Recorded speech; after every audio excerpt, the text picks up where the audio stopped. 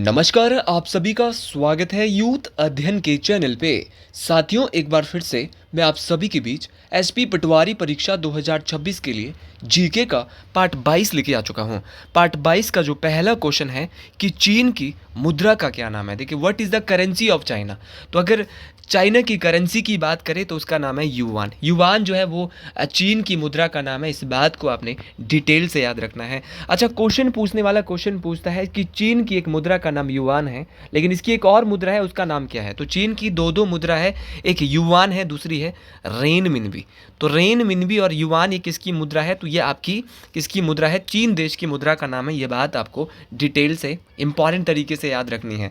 साथियों, एक बार क्वेश्चन पूछने वाले ने क्वेश्चन ये पूछा था कि टका किस देश की मुद्रा का नाम है। तो टका जो है वो बांग्लादेश की, जो बांग्लादेश है उसकी करेंसी का नाम है, इसकी जो मुद्रा का नाम है वो टका है। ये बात भी इंपॉर्टेंट तरीके से आपको याद रखनी है। एक बार क्वेश्चन पूछने वाले ने क्वेश्चन पूछा था कि जो बांग्लादेश है उसकी राजधानी का क्या नाम है। देखो, टका तो बांग्लादेश की मुद्रा का नाम है, लेकिन वहाँ की जो राजधानी है उसका नाम क्या है। तो बांग्लादेश की जो राजधानी है उसका नाम है ढाका। ये बात भी आपको जरूर याद रखनी। साथियों, अगर आप भी एक मिडिल क्लास फैमिली से हो, आप भी एसपी पटवारी परीक्षा की तैयारी करना चाहते हैं, तो आप हमारे साथ जुड़ सकते हैं मात्र और मात्र 499 रुपीज़ मंथ में। हम देंगे आपको 499 में आपको 6 टीचर पढ़ाने वाले हैं, लाइव प्लस रिकॉर्डेड क्लासेस। जो क्लास लाइव रहेगी उसको आप रिकॉर्डेड भी देख सकते हैं। अगर आप हमारे बैच के साथ जुड़ना चाहते हैं, एवरी सैटरडे वीकली टेस्ट रहने वाला है, तो 7876145409 आप इस नंबर पे कांटेक्ट कर सकते हैं। साथियों, बहुत देशों की बहुत सारी मुद्रा है। जैसे कि एक बार क्वेश्चन पूछने वाले ने क्वेश्चन ये पूछा था कि जो स्पेन देश है उस देश की मुद्रा का नाम क्या है। तो स्पेन देश की मुद्रा का नाम बहुत ही इंपॉर्टेंट है।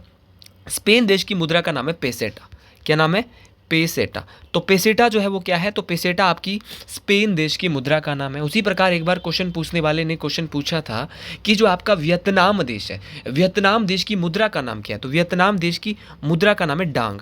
तो डांग किस देश की मुद्रा है? तो डांग आपकी वियतनाम देश की मुद्रा है। उसी प्रकार आपका एक बार क्वेश्चन ये पूछा गया था कि जो थाईलैंड है, थाईलैंड जो देश है उसकी मुद्रा का नाम क्या है। तो थाईलैंड देश की मुद्रा का नाम है बेहत।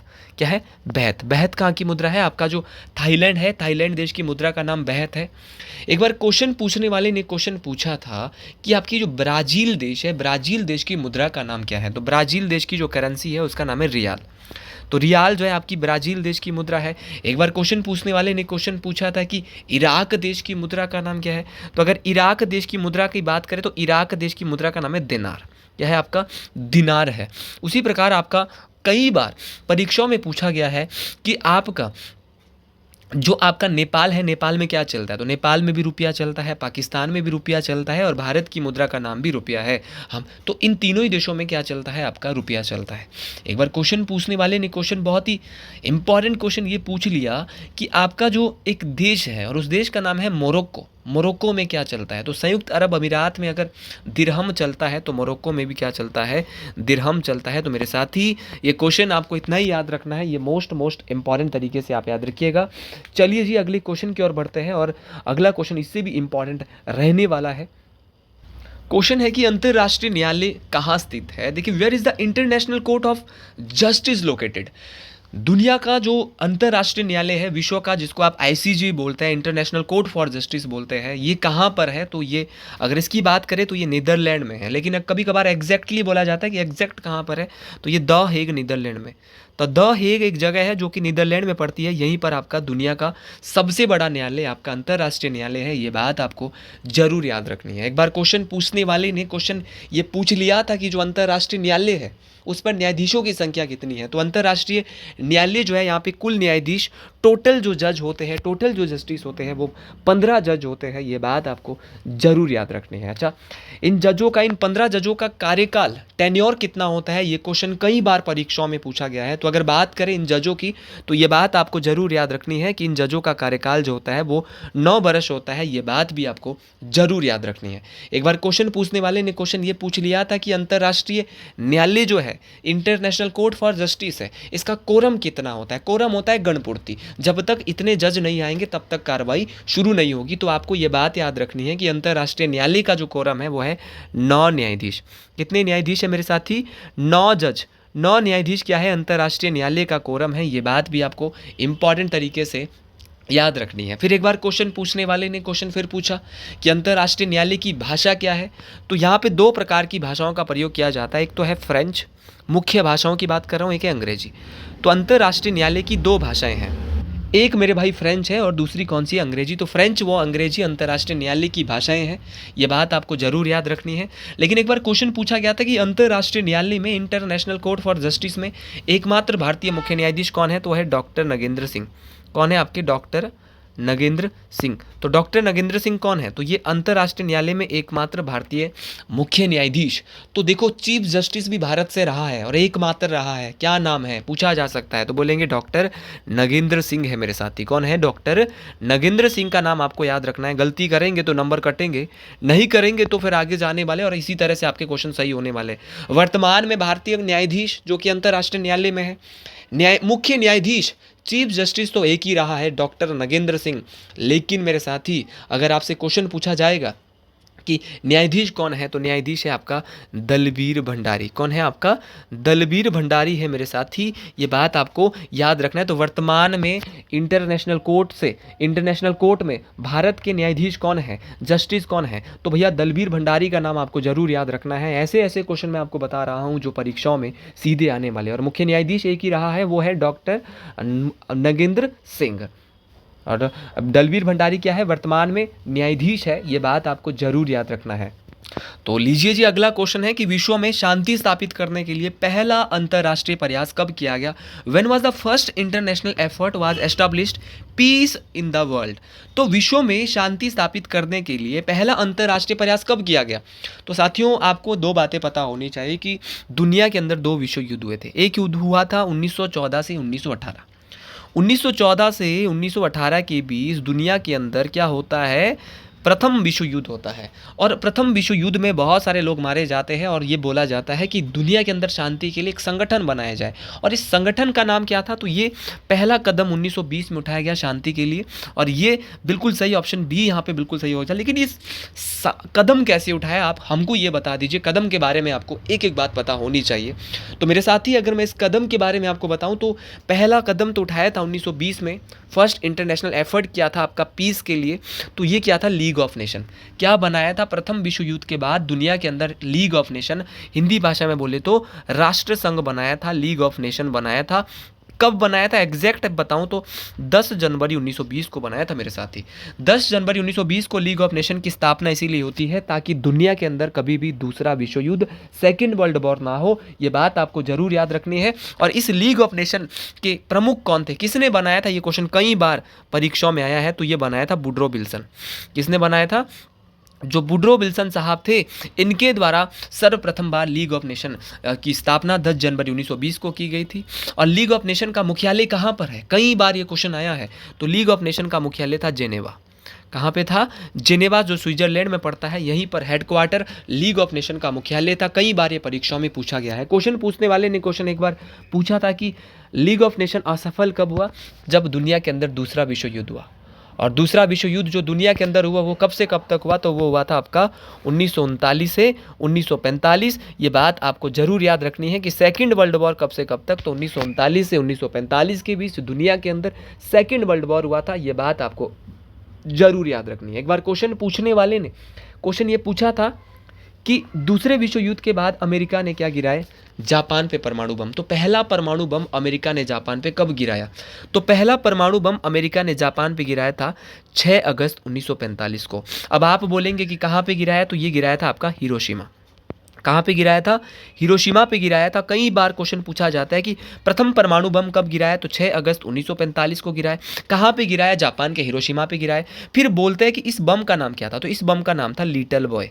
क्या नाम था मेरे साथी, लिटिल बॉय। और याद रखना है लिटिल बॉय इस बम का नाम था, इसीलिए मेरे साथी 6 अगस्त को एक दिन भी मनाया जाता है, हिरोशिमा डे। कई बार ये क्वेश्चन टेट कॉम्पिटेटिव एग्जाम में, चाहे टेट परीक्षा है, चाहे पटवारी है, चाहे पुलिस है, कई बार कई परीक्षाओं में पूछा गया है कि 6 अगस्त 1945 को पहला परमाणु बम गिराया गया, इसीलिए 6 अगस्त को कौन सा दिवस मनाया जाता है, तो याद रखना हिरोशिमा डे मनाया जाता है। और भैया जो बम गिराया था प्रथम बम, उसका नाम क्या था, तो बोलेंगे लिटिल बॉय था। ये बात आपको जरूर याद रखनी है। क्वेश्चन पूछने वाला क्वेश्चन आपसे ये भी पूछ सकता है कि दूसरा परमाणु बम अमेरिका ने जापान पे कब गिराया, तो पहला गिराया था 6 अगस्त 1945 को, तो दूसरा आपको याद होना चाहिए, दूसरा गिराया था 9 अगस्त 1945, मतलब ठीक 3 दिन बाद। ज़्यादा वेट नहीं किया, सिर्फ ठीक 3 दिन बाद दूसरा परमाणु बम जो गिराया वो 9 अगस्त 1945 को गिराया। गलती बिल्कुल नहीं करेंगे, कई बार ये क्वेश्चन परीक्षाओं में पूछा जा चुका है। फिर आपसे क्वेश्चन पूछने वाला क्वेश्चन पूछेगा कि दूसरा परमाणु बम 9 अगस्त 1945 को तो गिराया, लेकिन गिराया कहाँ पे? अगर पहला हिरोशिमा पे गिराया तो दूसरा कहाँ गिराया?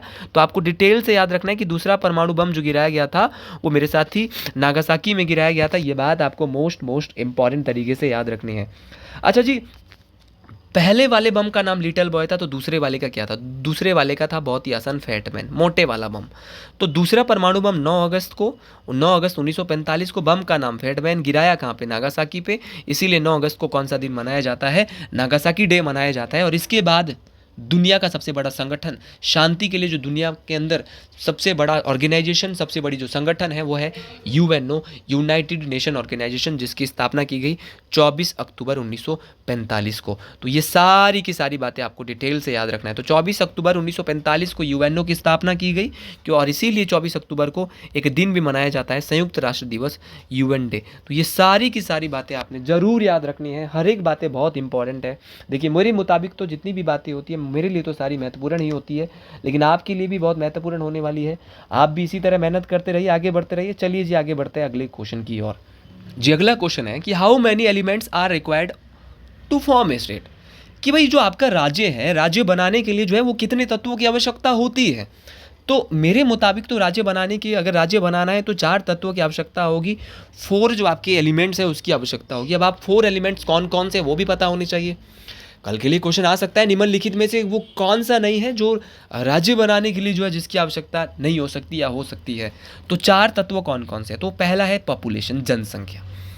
जनसंख्या तो मेरा मानना है कि पहला फैक्टर हो सकता है राज्य बनाने के लिए।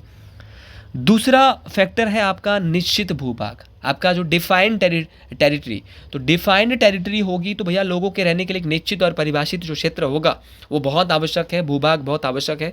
तो जनसंख्या तो है ही है, क्योंकि राज्य के लोगों के लिए एक समूह में होना बहुत आवश्यक है, भले ही जनसंख्या उसकी कितनी भी हो। तो ये बात आपको डिटेल से याद रखना है। तो पहला था जनसंख्या, दूसरा था आपका निश्चित भूभाग, तीसरा था सरकार। भाई सरकार का होना बहुत ज़रूरी है, क्योंकि लोगों और भूभाग को नियंत्रित करने के लिए या उसमें कानून बनाने के लिए या लागू करने के लिए सरकार का होना बहुत ज़रूरी है, कि सरकार जो कैटेगराइज करेगी ना चीज़ों को। तो जनसंख्या, निश्चित भूभाग, सरकार, गवर्नमेंट, और संप्रभुता, आपकी सोवर्निटी। ठीक है, आपकी संप्रभुता होना बहुत सबसे महत्वपूर्ण तत्व माना जाता है राज्य का। ठीक है, ताकि जो राज्य के अपने आंतरिक मामले वो सर्वोच्च हो, कि बाहरी नियंत्रण से वो पूरी तरह क्या हो, स्वतंत्र हो, उसके ऊपर किसी बाहरी का अधिकार ना हो। ठीक है, तो ये बात आपको जरूर याद रखनी कि राज्य बनाने के लिए 4 तत्व आवश्यक होते हैं: जनसंख्या, पॉपुलेशन, निश्चित भूभाग जिसको डिफाइंड टेरिटरी बोलेंगे, सरकार जिसको गवर्नमेंट बोलेंगे, चौथा है संप्रभुता, सवर्निटी। तो मतलब कि आपको ये सारे तत्व पता होने चाहिए कि तो राज्य बनाने के लिए कितने तत्व, 4 तत्वों की आवश्यकता होती है, और चारों के चारों तत्व मैंने आपको डिटेल से बता दिए हैं। चलिए जी अगले क्वेश्चन की ओर बढ़ते हैं। अगला क्वेश्चन कि 73वां संवैधानिक संशोधन किससे संबंधित है? देखिए, आपको इतना बेसिक क्वेश्चन तो नहीं आएगा कि आप ये बताइए, लेकिन आ सकता है अच्छा अंदर जाके। तो 73वां संवैधानिक संशोधन आपका पंचायती राज से जुड़ा हुआ है। और पंचायती राज की अगर मैं आपको बात करूं, ये 73वां संवैधानिक संशोधन है कब का? तो ये 1992 93 के आसपास का है। और जो 73वां संवैधानिक संशोधन हुआ था वो पंचायती राज से जुड़ा है, 1992 का है मुख्य रूप से मेरे साथ ही। लेकिन क्वेश्चन ये पूछा जाता है कि पंचायती राज जो है वो किस अनुसूची में आता है? तो पंचायती राज जो है वो भारतीय संविधान की 11th शेड्यूल में 11वीं अनुसूची में आता है। ये बात आपको ज़रूर याद रखनी है। लेकिन एक बार क्वेश्चन पूछने वाले ने क्वेश्चन पूछा था कि हिमाचल में भी पंचायत चुनाव होने हैं, तो पटवारी के पेपर में जरूर ये क्वेश्चन एग्जामिनर दे सकता है कि पंचायत चुनाव कराने का निर्णय क्या केंद्र सरकार लेती है या राज्य सरकार लेती है? तो ये निर्णय जो लिया जाता है वो राज्य सरकार के द्वारा लिया जाता है। तो ये बात आपको जरूर याद रखनी है कि पंचायत चुनाव कराने का निर्णय कौन लेगी? तो ये लेगी आपकी राज्य सरकार। ये बात आपको जरूर याद रखनी है। अच्छा, 11वीं अनुसूची में तो पंचायती राज है, लेकिन इसमें कितने विषय है ये क्वेश्चन कई बार परीक्षाओं में पूछा गया है। तो पंचायती राज में 29 सब्जेक्ट है, मेरे साथ ही 29 विषय पंचायती राज में है। बोले अंकुश सर ये बात बिल्कुल क्लियर है, लेकिन एक क्वेश्चन बहुत बेहतरीन क्वेश्चन परीक्षाओं में आता है। क्वेश्चन पूछने वाला क्वेश्चन पूछता है कि राष्ट्रीय पंचायती राज दिवस कब मनाया जाता है। तो राष्ट्रीय पंचायती राज दिवस मेरे साथी 24 अप्रैल को मनाया जाता है। ये क्वेश्चन कई बार एग्जामिनर आपसे पूछ सकता है, ये बात आपको बिल्कुल क्लियर होनी चाहिए। फिर क्वेश्चन पूछने वाला क्वेश्चन इतना ही नहीं, क्वेश्चन पूछने वाला क्वेश्चन पूछेगा कि भारत में सबसे पहले पंचायती राज जो सिस्टम है उसका शुभारंभ कब हुआ और कहाँ से हुआ। तो पंचायती राज जो प्रणाली है इसका शुभारंभ सबसे पहले जो हुआ था वो 2 अक्टूबर 1959 को हुआ था। ये बात आपको जरूर याद रखनी है। लेकिन हुआ कहाँ से, तो ये नागौर जिला राजस्थान में। तो नागौर जिला राजस्थान, नागौर भी याद रखना है, जिला नागौर राजस्थान में, यहीं से शुरू होता है पंचायती राज। अब पंचायती राज कितने सिस्टम पर, किस प्रणाली पे काम कर रहा है, आपका द्विस्तरीय है, त्रिस्तरीय है, पता होना चाहिए। तो वर्तमान में जो आपका पंचायती राज है वो 3 स्तरीय, जो 3 लेवल की जो कमेटी है उस पे काम कर रहा है, 3 स्तरीय पे काम कर रहा है। तो 3 लेवल पे जो पंचायती राज वर्तमान में काम कर रहा है।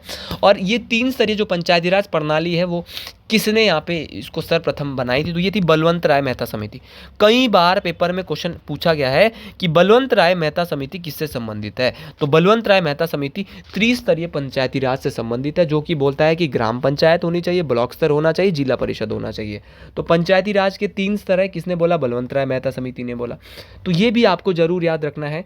और अगर बात करें पंचायती राज की और 73वां संविधानिक संशोधन की, तो 73वां संविधानिक जो संशोधन हुआ था ये किस व्यवस्था, जो आपका किस व्यवस्था से संबंधित है। तो 73वां संवैधानिक संशोधन की अगर मैं बात करूं तो ये किस व्यवस्था को आपका प्रोत्साहित करता है, तो स्वशासन की व्यवस्था को। ये क्वेश्चन कई बार परीक्षाओं में पूछा गया है और ये क्वेश्चन पटवारी के पेपर में आ सकता है कि 73वां संवैधानिक संशोधन किस व्यवस्था को प्रोत्साहित कर रहा है। तो आपको याद रखना है स्वशासन की व्यवस्था को प्रोत्साहित कर रहा है। मेरे साथी, यहां से बताया गया एक एक क्वेश्चन आपको डंके की चोट पे परीक्षा में आने वाला है, आपका एक एक क्वेश्चन क्लियर होने वाला है। इसीलिए मैं बोल रहा हूं कि इन वीडियोस को ज़्यादा से ज़्यादा शेयर कीजिए। एक मिडिल क्लास भाई बहन के लिए जो कोचिंग नहीं लगा सकता उसके लिए ये क्लास बहुत बेहतर रहने वाली है। आप इन क्लासेस को फॉलो करते रहिए, बहुत मजा आने वाला है, आप आगे बढ़ते जाइए। अच्छा, एक क्वेश्चन और पंचायती राज के बारे में एग्जामिनर ने पूछ लिया, और वो क्वेश्चन पूछने वाले ने कोई एसएससी का एग्जाम था वहां पे पूछ लिया था कि अशोक मेहता समिति, अशोक मेहता कमेटी, जैसे बलवंत राय मेहता कमेटी 3 स्तरीय पंचायती राज की बात करती है, लेकिन अशोक मेहता समिति कितने स्तरीय पंचायती राज की बात करती है। चलो अशोक मेहता कमेटी की बात करें तो ये 1977 की अशोक मेहता समिति, इसने बोला कि पंचायती राज के 2 स्तर होने चाहिए। कितने स्तर होने चाहिए, 2 स्तर होने चाहिए। तो अशोक मेहता ने 2 स्तर बोला। और जो आपके क्या नाम है इनका, अगर इनकी बात करूं मैं, आपकी बलवंत राय मेहता समिति जो कि 1957 की है, इन्होंने बोला पंचायती राज के 3 स्तर होने चाहिए। और वर्तमान में जो पंचायती राज है मेरे साथी, मेरे भाई बहन, 3 स्तरीय पे ही काम कर रहा है। ये बात आपको जरूर बेहतर तरीके से याद रखनी है। मेरे साथी, यहाँ पे म्युनिसिपल दिया है, नगर पालिका दिया है। आप बोलेंगे कि नगर पालिका किस संविधान संशोधन से जुड़ी हुई है। तो नगर पालिकाओं की बात करें तो भारतीय संविधान की 12वीं अनुसूची से नगर पालिका जुड़ी है। 12th शेड्यूल 12वीं अनुसूची है, और 12वीं जो अनुसूची है वो आपकी नगर पालिका से जुड़ी है। और नगर पालिका को भारतीय संविधान में किस संविधान संशोधन के तहत जोड़ा गया, ये क्वेश्चन बहुत इंपॉर्टेंट है। तो जो 74वां संविधान संशोधन 74 कॉन्स्टिट्यूशनल अमेंडमेंट हुआ था, उसी के तहत नगर पालिका को भारतीय संविधान में जोड़ा गया, जो कि कब का है, 1992 का ये भी है मेरे साथी, 1992-93 का है। तो आज के लिए मेरे साथी ये इतना ही। अगर आपको भी मेरी वीडियो पसंद आई हो, और एक बात और याद रखनी है कि नगर पालिका में कितने विषय हैं, तो नगर पालिका में लगभग 18 विषय है, ये आपको जरूर याद रखना है। तो साथियों, अगर आपको भी वीडियो पसंद आई हो तो कमेंट बॉक्स के कमेंट में जरूर लिखिए हर हर महादेव, और शेयर कर दीजिए ये वीडियो उन तक जो पढ़ना चाहता है, एसपी पटवारी की तैयारी करना चाहता है। और एसपी टेट के भी बैचेज हमारे शुरू हो चुके हैं। वीडियो पसंद आई हो कमेंट बॉक्स में जरूर लिखिए। जय श्री गुल महाराज, हर हर महादेव, राधे राधे।